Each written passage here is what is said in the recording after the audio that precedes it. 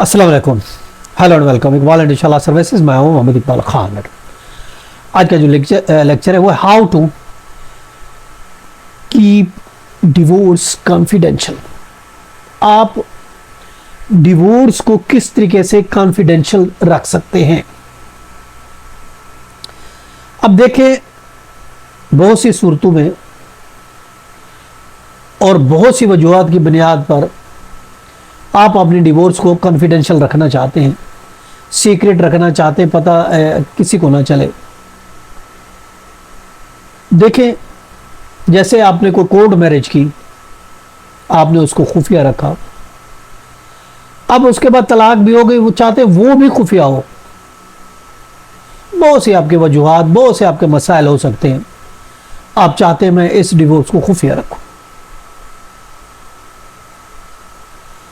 या फिर आपने शादी की, दुनिया को पता है, फिर डिवोर्स हो गई, आप उस डिवोर्स को कॉन्फिडेंशियल रखना चाहते हैं, या शादी भी कॉन्फिडेंशियल थी, डिवोर्स भी कॉन्फिडेंशियल रखना चाहते हैं, या शादी ओपन थी, डिवोर्स को कॉन्फिडेंशियल रखना। मेन चीज, डिवोर्स को खुफिया किस तरीके से आप रख सकते हैं।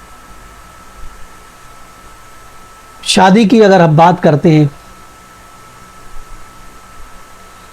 तो आप चाहते हैं कि मैं अपनी फैमिली से या लड़की की फैमिली से कॉन्फिडेंशियल रखूं,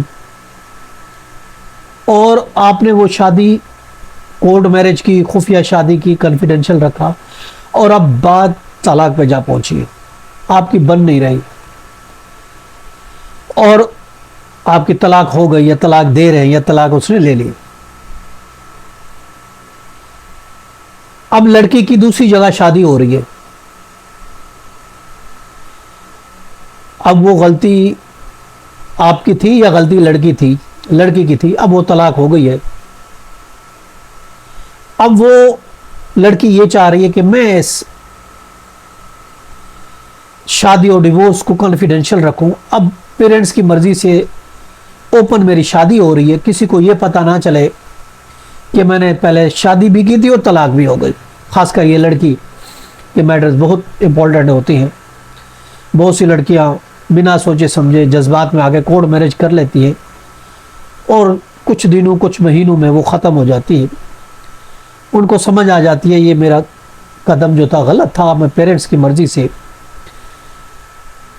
ओपनली शादी करना चाह रही हूँ, मगर हमने ये बताया कि लड़की अनमैरिड है, तो मैं अनमैरिड शो होना चाहती हूँ। अब किसी को पता ना चले कि मेरी डिवोर्स भी हो गई है, हालांकि शादी की थी खाली, उसमें रुखसती भी नहीं हुई थी, मगर कुछ हालात ऐसे हो गए, डिवोर्स लेना पड़ा। तो मैं कैसे इस तरीके से छुपा सकती हूं। अब ये देखना कि क्या लड़की ने खुला ली या लड़के ने डिवोर्स दी, वटेवर। शादी के बाद क्या आपने अपना नेम चेंज किया, क्या आपने अपनी आइडेंटिटी चेंज की, हस्बैंड के नाम का आपने एनईसी बनाया। अगर एनईसी बनाया तो उसका रिकॉर्ड तो ऑफ कोर्स आ चुका होगा, बहरहाल वो आप चेंज करा दें, स्टेटस सिंगल हो जाएगा। और वैसे भी अगर आपने खाली शादी की थी, नादरा में स्टेटस अपडेट नहीं किया था, फिर तो इतना इशू है नहीं, तो आप उस शादी को कंसील कर सकते हैं, छुपा सकते हैं, कॉन्फिडेंशियल रख सकते हैं, नए सिरे से अपनी ज़िंदगी का आगाज़ कर सकते हैं, पता भी नहीं चलेगा। देखिए, कोई ऐसा मैकेनिज्म नहीं है कि किसी भी लड़की या लड़के का एनआईसी हम डाल के घर बैठे हम मालूम कर सके। अगर नादरा में भी किसी का स्टेटस अपडेट है तो वो भी कॉन्फिडेंशियल है, खुद उसकी ही रसाई है, कोई दूसरा बंदा नहीं कर सकता। इसलिए अगर आप इस चीज़ को खुफिया रखना चाहते हैं तो रख सकते हैं, किसी किस्म का कोई मसला नहीं है।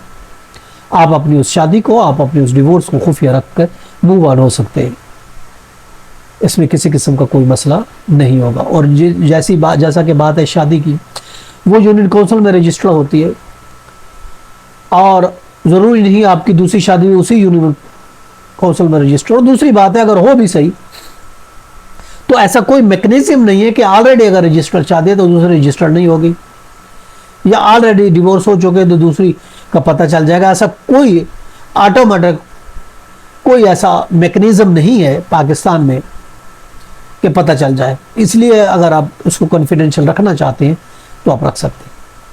ये था आज का लीगल लेक्चर। इजाज़त कर फिर मिलेंगे। Have a nice day. अल्लाह हाफ़िज़।